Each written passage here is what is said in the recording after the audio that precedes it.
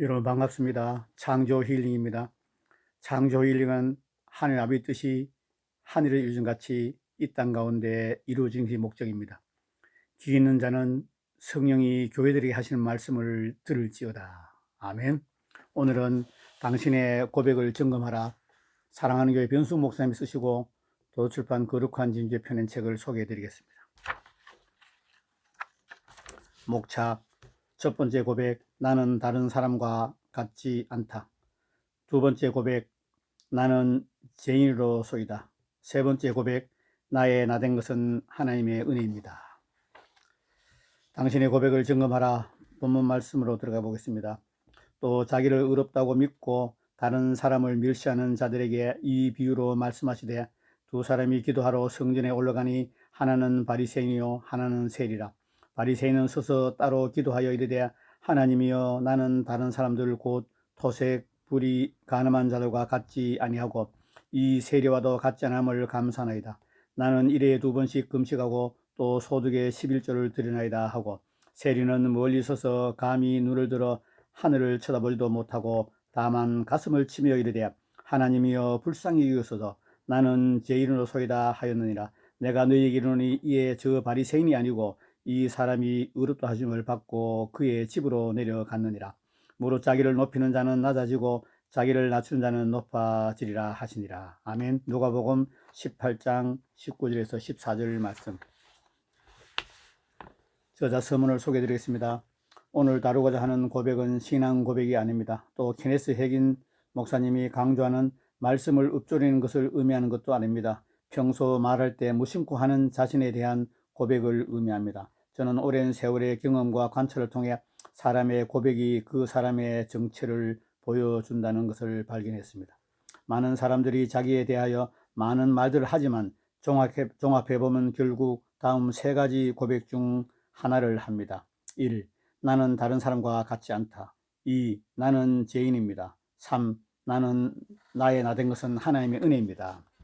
이 중 어떤 고백을 하는가 보면 그가 어떤 사람인지를 알 수 있습니다. 그리고 내가 어떤 고백을 하고 사는가를 보면 자신의 판단과 달리 주님이 보실 때 어떤 사람인가를 알 수 있습니다. 사람이 변화되려면 먼저 주관적인 착각에서 벗어나야 합니다. 그러기 위해 자신의 실상을 볼 수 있는 눈이 열려야 합니다. 이것이 회개와 변화의 시작입니다. 눈이 열리지 않으면 진짜가 될 수 없고 희망이 없습니다. 그런데 오늘 설교는 여러분의 눈을 열어주는 안약과 같은 말씀입니다. 그러므로 긴장하시고 주에서 잘 들어주시기를 바랍니다. 제1장 첫 번째 고백, 나는 다른 사람과 같지 않다. 잠언 30장 12절, 스스로 깨끗한 자로 여기면서도 자기의 더러운 것을 씻지 아니하는 무리가 있느니라. 파스칼은 이렇게 말했습니다. 죄가 많은 것은 분명 악이다. 그러나 죄가 많으면서 그것을 인정할 마음이 없는 것은 더 큰 악이다. 찰스 하지 역시 이렇게 말했습니다. 고통을 느끼지 못한다고 해서 그것이 건강하다는 증거가 아닌 것처럼 무관심하다고 해서 무죄하다는 증거는 아니다. 하나님 앞에서 자기들의 성격이 도덕적으로 얼마나 비열한가에 대해 사람들이 무감각한 것은 절대로 그들이 선하다는 증거가 아니다. 오히려 그것은 부패의 결과요, 또한 그들의 부패가 어느 정도인지를 잘 보여주는 증거라 하겠다. 성경에 보면 실제로 이런 무리들이 나옵니다. 바리새인들이 바로 그들입니다. 본문에 나오는 바리새인과 세리의 기도에서 예수님은 바리새인을 가리켜 자기를 의롭다고 믿는 사람이라고 했습니다. 누가복음 18장 9절, 또 자기를 의롭다고 믿고 다른 사람을 멸시하는 자들에게 이 비유로 말씀하시되, 이미 2장 전에 예수님은 그들에 대해 이렇게 평가하셨습니다. 누가복음 16장 15절, 예수께서 이르시되 너희는 사람 앞에서 스스로 옳다 하는 자들이나. 이처럼 바리새인들은 자신들이 옳다고 착각이기 때문에 성전에 올라가서 회개하기는커녕 오히려 이렇게 기도했습니다. 누가복음 18장 11절에서 12절, 바리새인은 서서 따로 기도하여 이르되, 하나님이여, 나는 다른 사람들 곧 토색, 불의, 가늠한 자들과 같지 아니하고 이 세리와도 같지 않음을 감사하나이다. 나는 일에 2번씩 금식하고 또 소득의 11조를 드리나이다. 바울도 바리새인 출신입니다. 그리고 그도 바리새인 시절에 이런 상태였습니다. 그것이 그의 고백에 잘 나타나 있습니다.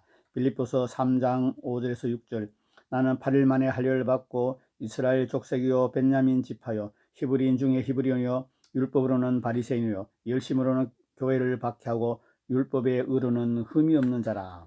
그러면 자기가 옳다고 믿는 사람들은 왜 이런 잘못된 착각에 사로잡혀 있을까요? 많은 원인들이 있으나 무엇보다도 마음이 겸손하지 않고 교만해서 그렇습니다. 이것이 본문에 분명히 나타나 있습니다.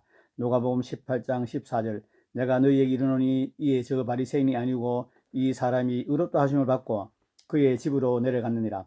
무릇 자기를 높이는 자는 낮아지고 자기를 낮추는 자는 높아지리라 하시니라. 앞서 인용한 잠언에서도 이 사실이 나타나 있습니다. 잠언 30장 12절에서 13절 스스로 깨끗한 자로 여기면서도 자기의 더러운 것을 씻지 아니하는 무리가 있느니라. 눈이 힘이 높으며 눈꺼풀이 높이 들린 무리가 있느니라. 이 두 구절이 묘사하고 있는 사람은 같은 부류입니다. 그러므로 이것이 자기를 의롭다고 믿고 자랑하는 사람의 특성입니다. 잠언에 보면 또 이런 말씀이 나옵니다. 잠언 9장 7절에서 8절 거만한 자를 징계하는 자는 도리어 능욕을 받고 악인을 책망하는 자는 도리어 흠이 잡히느니라. 거만한 자를 책망하지 말라. 그가 너를 미워할까 두려우니라. 지혜 있는 자를 책망하라. 그가 너를 사랑하리라. 아멘.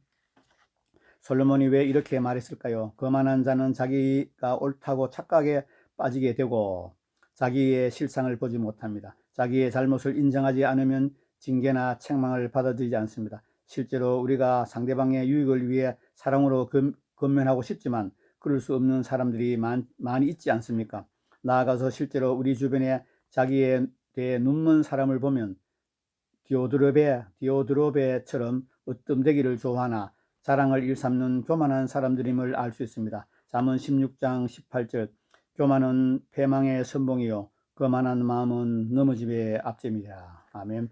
사랑하는 여러분, 이것은 실제입니다. 실제로 교만은 패망의 선봉이요 거만한 마음은 넘어짐의 앞집입니다. 교만한 자는 망하게 되고 거만한 사람은 넘어지게 되어 있습니다. 우리는 우리 교회 안에서 실제로 그것을 보았습니다. 그러므로 교만한 마음을 버리고 겸손한 사람이 되십시오. 그래서 자기를 바르게 볼 수 있는 복된 여러분 되시기 바랍니다. 한편 교만하여 자기에 대해 눈이 멀어 스스로 옳다고 하는 사람이 성경 안에만 있는 것이 아닙니다. 우리 주변에도 이렇게 말하는 미혹된 사람들이 많이 있습니다. 저는 의도적으로 미혹이라는 단어를 썼습니다. 왜냐하면 실제로 이것은 미혹이고 가장 헤어나오기 힘든 무서운 미혹이기 때문입니다. 그런데 예수님이 서기관과 바리새인들에게 소경이요 우맹이라고 책망한 것처럼 교회 안에도 자신에 대해 눈먼 사람들이 많습니다. 요한계시록 3장 17절에서 18절 네가 말하기를 나는 부자라 부유하여 부족한 것이 없다 하나 네 공고한 것과 가련한 것과 가난한 것과 눈먼 것과 벌거벗은 것을 알지 못하는도다. 내가 너를 권하노니 내게서 불로 연단한 금을 사서 부유하게 하고 흰옷을 사서 입어 벌거벗은 수치를 보이지 않게 하고 안약을 사서 눈에 발라 보게 하라. 저의 경험에 의하면 세상 사람이든 기독교인이든 가장 악한 사람들이 이렇듯 자신에 대해 눈멀어 있으며 자신이 옳다고 말합니다. 그래서 우리로 하여금 아연실색케 합니다. 그런데 혹 여러분도 이런 고백을 하고 사시고 있지는 않습니까? 그렇다면 그것을 가볍게 여기지 마십시오. 심각하게 생각하고 반드시 고쳐야 합니다. 제가 정색하고 이 말하는 이유는 이런 부류의 사람들은 하나님도 구원할 수 없기 때문입니다. 누가복음 5장 31절에서 32절 예수께서 대답하여 이르시되 건강한 자에게는 의사가 쓸데없고 병든 자에게라야 쓸데가 있나니 내가 의인을 부르러 온 것이 아니요 죄인을 불러 회개시키러 왔노라. 아멘. 성경이 말한 대로 의인은 없나니 하나도 없습니다. 그러므로 이 구절에 나오는 의인은 실제로 의인이 아니라 자신을 의인이라고 착각하고 있는 죄인입니다. 그리고 죄인 역시 남보다 죄가 더 많은 범죄자들을 의미하는 것이 아니라 자기의 죄를 깊이 깨달은 사람을 의미합니다. 예수님은 의인을 부르러 오지 않으셨습니다. 죄인을 불러 회개시키러 오셨습니다. 왜냐하면 의사가 진단을 하지 않고는 치료를 할 수 없듯이 환자 역시 자기의 병을 알지 않고는 치료를 받으려 하지 않을 것이기 때문입니다. 이에 대해 찰스 하지는 이렇게 말했습니다. 복음은 죄인들을 위해 설정되어 있다. 만일 우리가 죄인들이 아니라면 우리는 복음을 필요로 하지 않는다. 다만 우리 자신들이 죄인들이라는 것을 자각하지 못한다면 우리는 복음의 필요성을 느끼지 못하고 그것을 받아들이지 않을 것이다. 만일 우리가 우리 자신의 죄악됨을 깨닫지 못한다면 우리는 사죄를 위해 그리스도를 바라보지 않을 것이다. 만일 우리가 우리 자신이 부정하다는 것을 깨닫지 못하다면 우리는 정결케 됨을 바라지도 않을 것이다. 그러므로 우리가 구원받기 위해서는 죄에 대하여 확신해야만 한다. 맞는 말입니다. 그러므로 자기를 모르는 사람, 즉 자기의 잘못을 모르는 사람이 가장 절망적인 사람입니다. 이들은 이사야가 예언하며 경고한 바로 그런 종류의 사람입니다. 마태복음 13장 14절에서 15절, 이사야의 예언이 그들에게 이루어졌으니 일러스되 너희가 듣기는 들어도 깨닫지 못할 것이요 보기는 보아도 알지 못하리라. 이 백성의 마음이 완악하여져서 그 귀는 듣기에 둔하고 눈은 감았으니 이는 눈으로 보고 귀로 듣고 마음으로 깨달아 돌이켜 내게 고침을 받을까 두려워함이라 하였느니라. 아멘. 이런 사람은 자기의 상태를 보지 못하기 때문에 끝내 고침, 구원을 받지 못합니다. 그러므로 여러분이요 절대로 이런 사람이 되지 마시기 바랍니다.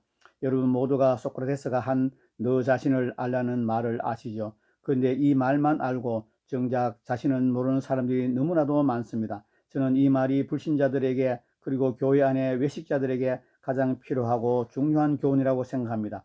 저는 지금 정지하기 위해 이 말을 하고 있는 것이 아닙니다.